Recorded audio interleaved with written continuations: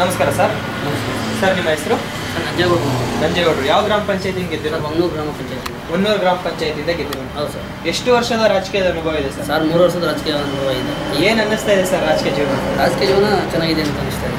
ಚೆನ್ನಾಗಿದೆ ಅಂತ ಸರ್. ಈಗ ಗೆದ್ದು 3 ವರ್ಷ ಅವಧಿ ಆಗಿದೆ. ಈ 3 ವರ್ಷ ಅವಧಿಯಲ್ಲಿ ಏನೇನು ಕೆಲಸ ಕಾರ್ಯಗಳನ್ನ ಮಾಡಿಕೊಟ್ಟಿದ್ದೀರಾ ಸರ್? ಸರ್ ಜನಗಳಿಗೆ ಈಗ ಒಂದು ಮನೆ ಬಂದಿತ್ತು, MLA ಕೊಟ್ಟ ಅಂದ್ಬಿಟ್ಟು ಗುರ್ತು ಪಟ್ಟಿ ಅಂದ್ಬಿಟ್ಟು ಇದು ಬಂದಿತ್ತು. ಒಂದು 700 ಮನೆ ಬಂದಿತ್ತು. ಒಂದು 400 ಮನೆ ಕ್ಲಿಯರೆನ್ಸ್ ಮಾಡಿದ್ದೀವಿ. ಇನ್ನು ಒಂದು 300 ಮನೆ, 1 ಬಿಲ್ಲು 2 ಬಿಲ್ ಆಗಿದೆ. ಅದಾಗಿದೆ. ತಿರ್ಗಿ ಇದು ಬಂದು ಶೌಚಾಲಯ ಬಂದಿತ್ತು.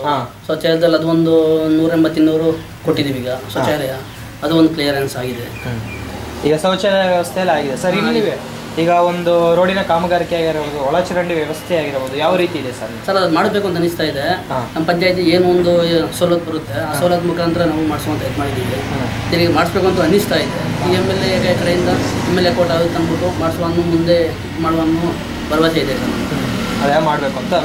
ಸರ್ ಈಗ ನಿಮ್ಮ ಗ್ರಾಮದಲ್ಲಿ ನೀರಿನ ಸಮಸ್ಯೆ ಯಾವ ರೀತಿ ಇದೆ ಸರ್? ನೀರಿನ ಸಮಸ್ಯೆ ಇತ್ತು. ನಾವು ಒಂದು 2 ವರ್ಷ 3-4 ಬೋರ್ ಕೊರೆಸಿದ್ದೀವಿ ನಾವು. ಈಗ ಅದು ನೀರು ಪ್ರಾಬ್ಲಮ್ ಆಗಿ ನಾವು ಬಿನ್ಗೆ ಇದು ಟ್ಯಾಂಕರ್ನಲ್ಲಿ ನೀರಿನ ವ್ಯವಸ್ಥೆ ಊರಿಗೆಲ್ಲ ಮಾಡಿದ್ದೀನಿ. ಊರಿಗೆಲ್ಲ ವ್ಯವಸ್ಥೆ ಮಾಡ್ತಾಯಿದ್ದೀವಿ.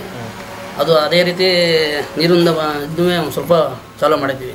ಎಲ್ಲ ಸಾಲ್ವ್ ಮಾಡ್ತಾ ಹೋಗ್ತಾ ಇದ್ದೀವಿ. ಸರ್ ಈಗ ಗೆದ್ದ 3 ವರ್ಷ ಅವಧಿಯಲ್ಲಿ ಇಷ್ಟು ಕೆಲಸ ಕಾರ್ಯಗಳನ್ನ ಮಾಡ್ಕೊಟ್ಟಿದ್ದೀರಾ.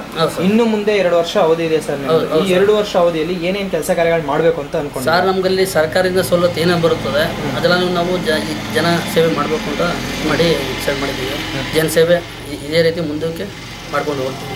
ಜನಸೇವೆ ಮಾಡಬೇಕು ಅಂತ ಅನ್ಕೊಂಡಿದ್ದೀರಾ.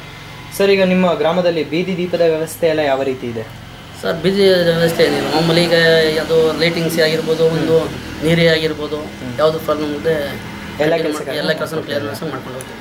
ಸರ್ ಈಗ ನಿಮಗೆ MLA ಕಡೆಯಿಂದ ಆಗಿರ್ಬೋದು, MP ಕಡೆಯಿಂದ ಯಾವ್ದಾದ್ರು ಅನುದಾನಗಳು ಬಂದು ಕೆಲಸ ಕಾರ್ಯಗಳಾಗಿದೆಯಾ? ಆಗಿದೆ ಸರ್. ಏನಾಗಿದೆ ಸರ್? ಸರ್ ಈಗ ಯಾವುದು ಈಗ ಹೇಳಿದ್ರಲ್ಲ ಮನೆಯದು ಅಂದ್ಬಿಟ್ಟು ಅದೇ ಆಗಿರ್ಬೋದು, ಒಂದು ನೀರೊಂದು ಈಗ ಜೆಟ್ ಬಿದ್ದು ಆಗಿರ್ಬೋದು, TP ಆಗಿರ್ಬೋದು, ಈ ರಸ್ತೆ ಅಭಿವೃದ್ಧಿ ಆಗಿರ್ಬೋದು, ಪೈಪಿನ ವ್ಯವಸ್ಥೆ ಆಗಿರ್ಬೋದು, ಎಲ್ಲ ನಿಂತ್ಕೊಂಡು ಮಾಡ್ಕೊಂಡು ಹೋಗ್ತೇವೆ. ಅಂದಾಜು ಎಷ್ಟು ವೆಚ್ಚದಲ್ಲಿ ಆದಂಥದ್ದು ಸರ್ ಆ ಕೆಲಸ ಕಾರ್ಯಗಳೆಲ್ಲ? ಅಂದಾಜು ಎಷ್ಟು ಹಣಕಾಸಿನೆಲ್ಲ ಆದಂಥದ್ದು ಅಂತ ಏನಾಗುತ್ತೆ? ಅದು ಒಂದು ಇರ್ಬೋದು ಸರ್, ಒಂದು 4-5 ಲಕ್ಷ ಬಿಲ್ಲಿನ ಮೇಲೆ ಆಗುತ್ತೆ ಸರ್. ಅದು ಈಗ ಒಂದು ರಸ್ತೆ ಅಭಿವೃದ್ಧಿ ಇರ್ಬೋದು, ಅದು 2 ಲಕ್ಷಕ್ಕೆ ಆಗ್ಬೋದು, 3 ಲಕ್ಷಕ್ಕೆ ಆಗ್ಬೋದು.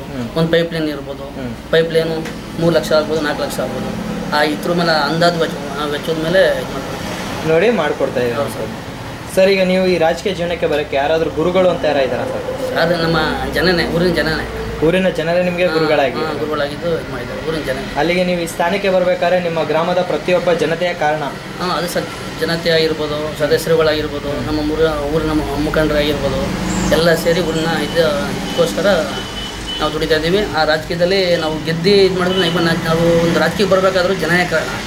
ನಾವು ಜನಗಳಿಗೂ ಅಷ್ಟೇ ಸೇವೆ ಮಾಡಿ ಆ ಜನತೆಗೆ ಎಲ್ಲರಿಗೂ ನಮ್ಮ ಮೀಡಿಯಾ ಮುಖಾಂತರ ಏನು ಹೇಳಕ್ಕೆ ಇಷ್ಟಪಡ್ತೀರಾ ಸರ್? ಏನು ಹೇಳಕ್ಕೆ ಇಷ್ಟಪಡ್ತೀರಾ?